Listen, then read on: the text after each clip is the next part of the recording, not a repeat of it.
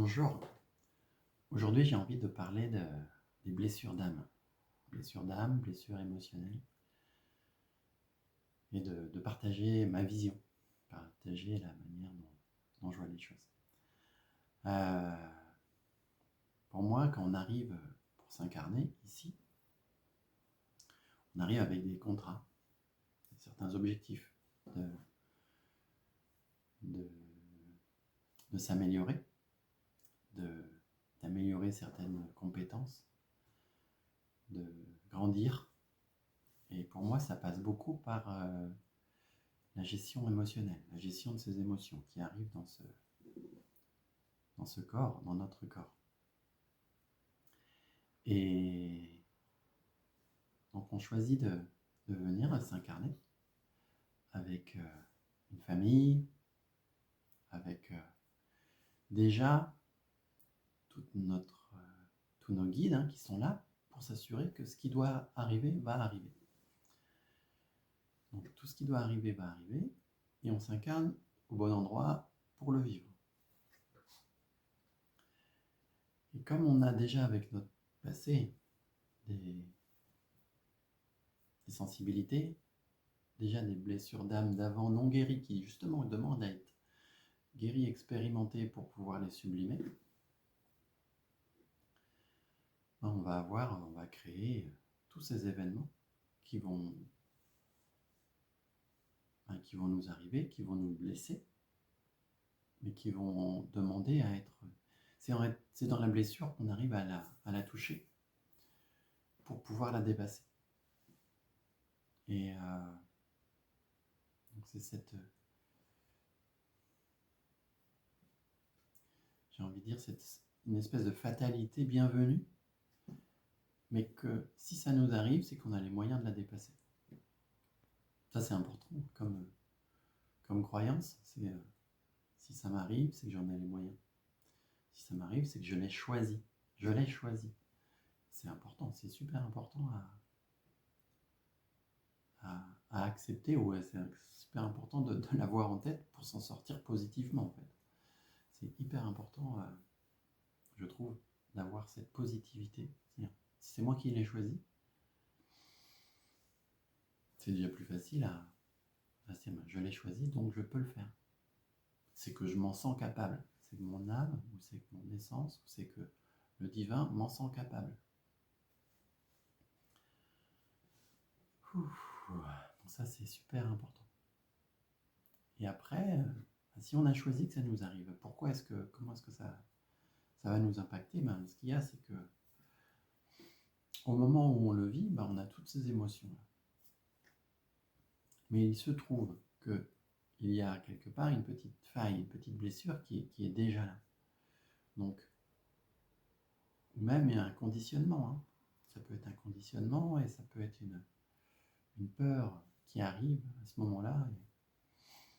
Et dans ce film, dans cette histoire, dans cette âme qui est en train de vivre tous ces événements, à un moment, la peur, ou même des émotions fortes de colère, mais je crois que c'est la peur qui contracte un peu tout. La peur va venir contracter. L'âme va se contracter, en fait. Dès que, en géobiologie, on a l'habitude de dire que pour ressentir quelque chose, il suffit pour sortir la coque de mon téléphone, j'approche ma main, et si elle est positive ou si elle est négative, mon âme et tous mes corps, en fait, vont se contracter si elle est négative et s'expanser si elle est positive. C'est comme ça qu'on mesure la vitalité ou l'énergie positive ou négative d'un objet quel qu'il soit. C'est en le ressentant et en voyant l'effet que ça a sur nous. Un objet pourrait être positif pour quelqu'un et négatif pour un autre. Pourquoi pas?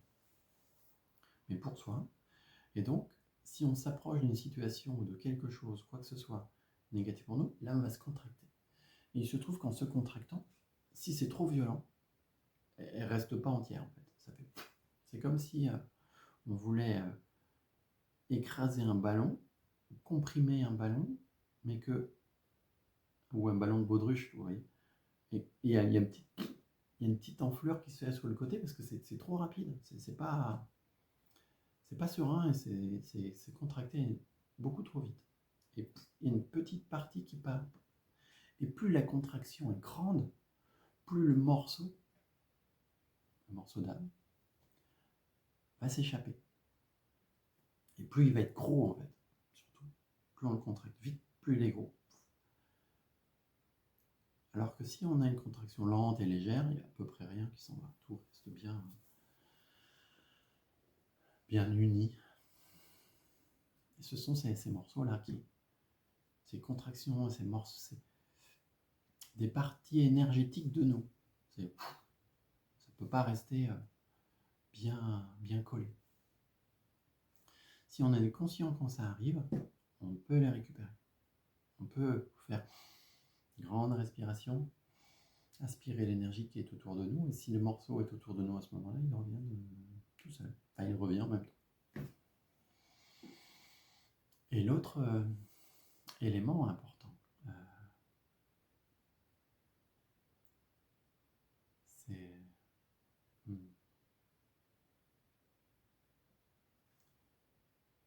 le fait que ces morceaux d'âme, là,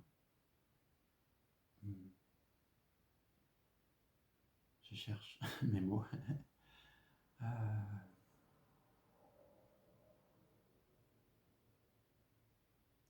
sont prévus.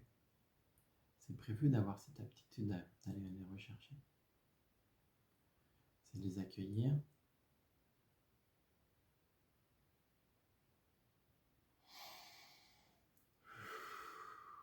C'est tout dans la détente et la respiration. Les accueillir, les ressentir. Et ce qu'on peut faire sur le moment, on peut le faire aussi bien plus tard, dès qu'on commence à lui parler et à prendre soin de soi. C'est comme s'il y avait un trou, hein, donc on peut aller chercher ces morceaux pour les... Mais comme c'est un bain d'énergie, quand on le récupère, c'est une goutte d'eau dans l'océan en fait. Hein. Ça vient compléter l'océan, mais c'est pas un morceau dans l'océan, c'est une partie.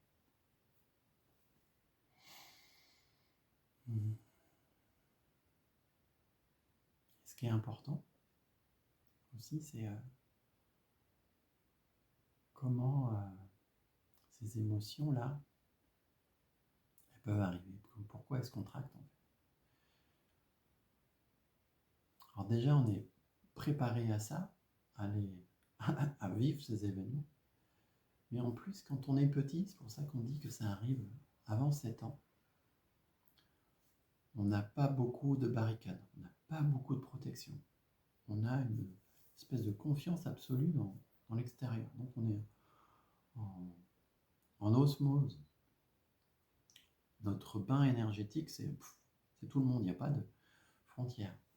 C'est aussi pour ça qu'on protège un peu les bébés, hein. Ils restent près de leur maman, c'est la barrière énergétique de leur maman qui les protège eux. Alors de la maman, du papa, hein, mais le bébé, il n'a pas vraiment ses frontières. D'ailleurs, il communique tellement avec sa mère qu'il croit qu'elle fait partie de lui. Mais elle fait partie de lui, mais aussi tout ce que vit la maman, il va le vivre aussi. Donc une maman qui va recevoir des chocs émotionnels, même si elle est habituée, elle sait les vivre à peu près, hein, elle va être choquée, perturbée, remuée. L'enfant, lui, il est traumatisé. L'enfant est traumatisé parce qu'il ne sait pas les vivre. Il ne sait pas les accueillir, en fait. Il ne sait pas il sait pas en prendre soin.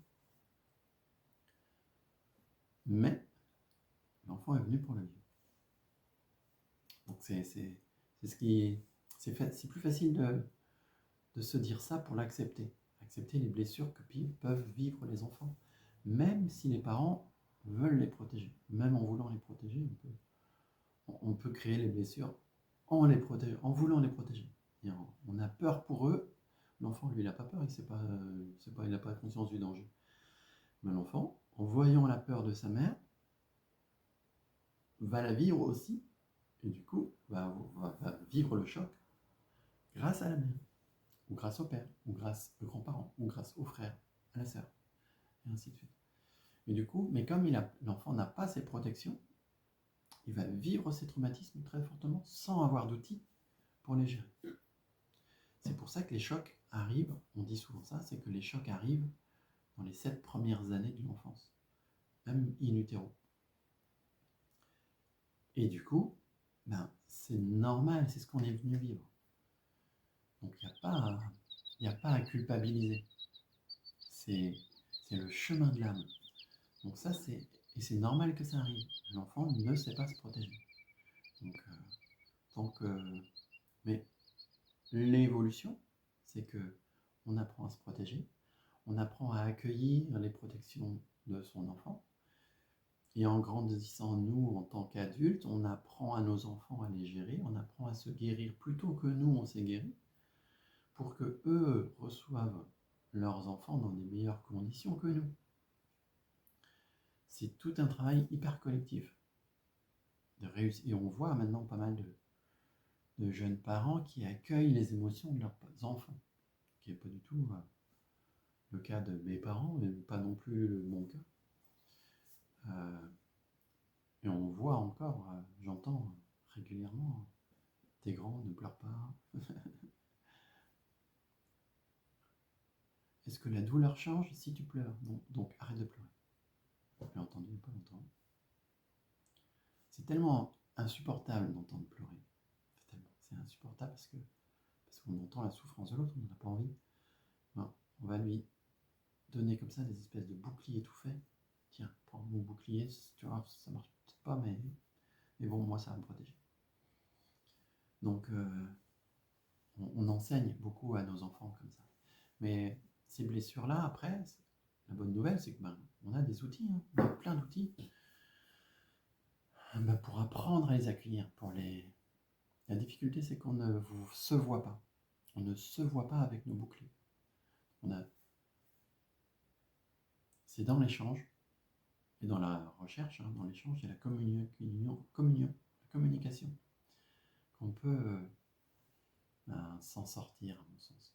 Apprendre à gérer nos propres émotions. Mais les émotions, elles viennent parce qu'il y a des croyances. Donc c'est modifier ces croyances. Et modifier l'état de confiance et de conscience. Si on a confiance dans ce qui nous arrive, il n'y a pas de peur. S'il n'y a pas de peur, il n'y a pas de contraction. Mais c'est l'expérience qui va faire qu'on peut avoir la confiance et la conscience. On ne peut pas avoir de conscience ni de confiance sans expérience. Donc en fait, il faut juste tomber, se relever, apprendre et échanger en fait. C'est aussi dans la communication et dans l'échange qu'on va réussir à partager avec les autres et à mieux comprendre et mieux partager et mieux appréhender. Et du coup, si on appréhende des concepts, les émotions n'arrivent plus. Alors non seulement elles n'arrivent plus ou moins fortes, parce qu'on a confiance et on a conscience. Ça dégonfle tout et il y a une stabilité qui vient naturellement. Avec la confiance, alors l'excès de confiance, c'est pas bon non plus. Il ne s'agit pas de tomber dans je sais tout, mais ça fait partie de la blessure, donc c'est ok. Mais il y a quand même cet état de confiance, de sérénité qui fait que toute la bulle se dégonfle tranquillou. Et voilà. Voilà, c'est cette... sur les blessures, je trouve que c'est important d'en parler, d'échanger là-dessus. Ouais. C'est une blessure, alors blessure émotionnelle, blessure d'âme, du coup, très proche. Très associé. On peut assez facilement parler de l'un en parlant de l'autre, sans qu'il y ait beaucoup de différence.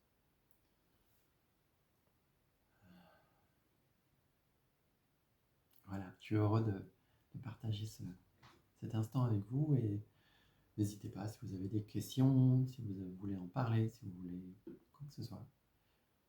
Je suis à votre disposition. Je vous souhaite une bonne continuation. À très bientôt.